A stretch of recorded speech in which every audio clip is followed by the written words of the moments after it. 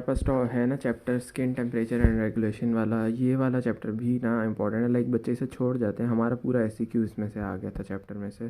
तो इसमें से कुछ सवाल हैं अच्छे से करने वाले, उनको अच्छे से अगर कर लोगे ना तो ये पूरा हल हो जाएगा। सबसे पहला इसका क्वेश्चन होगा फंक्शन ऑफ द स्किन, ठीक है। तो इसका निमोनिक भी दिया हुआ है और साथ में ये इसके फंक्शन दिए हुए हैं। फिर आपको पता होना चाहिए कि हमारे पास हॉट एनवायरनमेंट होगा तो उसमें आपके कौन से मैकेनिज़म्स ना उसको हॉट एनवायरनमेंट के ख़िलाफ़ आपकी बॉडी को बचाएंगे और कोल्ड से आपको कौन से मैकेनिज़म्स बचाएंगे, ये आपको पता होना चाहिए। यहाँ पे हीट प्रोडक्शन के कुछ क्या कहते हैं मैकेनिज़म्स बताए हुए हैं, वो आपको पता होने चाहिए।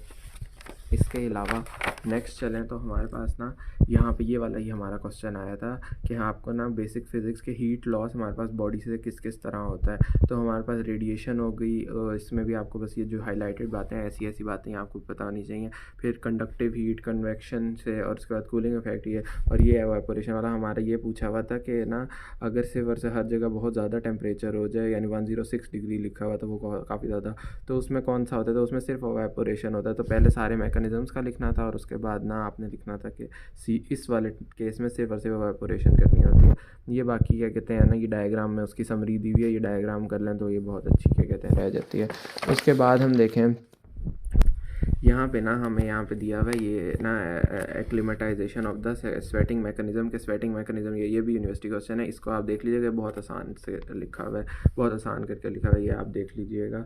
उसके बाद आपको पता होना चाहिए कि हमारे पास ना यहाँ पे ना हाइपोथैलेमस का क्या रोल होता है बॉडी कंट्रोल में। तो इसका एक हमारे पास एंटीरियर हाइपोथैलेमस के अंदर ना पार्ट होता है, ठीक है, प्री ऑप्टिक एरिया, उसके बारे में आपने बता देना है। उसके बाद आपने यहाँ पे ना वहाँ तक तो हाइपोथैलेमस की बात थी। उसके बाद आपने बताना है कि कुछ और भी स्किन में जगह जगह ना रिसेप्टर्स वगैरह होते हैं, कोल्ड और ना वार्म रिसेप्टर्स, तो उनके बारे में आपने बता देना है। नेक्स्ट आपने फिर बताना है कि आप पोस्टीरियर हाइपोथैलेमस जो है ना वहाँ पे इनको, और पीछे जो हमारे पास एंटीरियर हाइपोथैलेमस आ रही थी वो वाले सिग्नल जो है उनको हमारे पास ना क्या किया जाता है, यहाँ पे उनको हमारे पास ना उनको इंटेग्रेट किया जाता है, यहाँ पे कंबाइन किया जाता है और उसके बाद उनको हमारे पास इंटेग्रेट किया जाता है। तो ये सारी बात आपने यहाँ पे लिख देनी है, तो ये हो जाएगा। बाकी जो मैंने पहले पेज पे आपको मैकेनिज़म्स वगैरह दिखाए थे कि डिक्रीजिंग टेम्परेचर डिक्रीजिंग मैकेनिज़म्स क्या होंगे, टेम्परेचर इंक्रीजिंग मैकेनिज़्म, वहाँ से चाहें तो वो भी लिख सकते हैं, यहाँ से देख के जाएँ तो ये भी लिख सकते हैं। फिर आपको यहाँ पर पता होना चाहिए, ये जो है हमारे पास आया कि ना ये हाइपोथैलेमिक स्टिमुलेशन ऑफ शिवरिंग, के शिवरिंग कैसे कराता है हाइपोथैलेमस, ये वाला टॉपिक आपको अच्छे से आना चाहिए। उसके बाद वाले जो हैं ये बाकी वही बेसिक्स हैं कि ना हमें पता है कि थायरॉक्सिन ज़्यादा हो जाए तो किस तरह उससे हमारे पास हो जाता है। बाकी ब्राउन फैट के बारे में बताया हुआ है यहाँ पे, ये बातें आपने रीड मार लीजिएगा एक दफ़ा, ज़्यादा पेपर में नहीं आती। बाकी इन दोनों ना ग्राफ्स को समझिएगा अच्छे से, इनको समझ लेंगे ना तो क्या कहते हैं ना ये आसान रह जाएगा आपके लिए।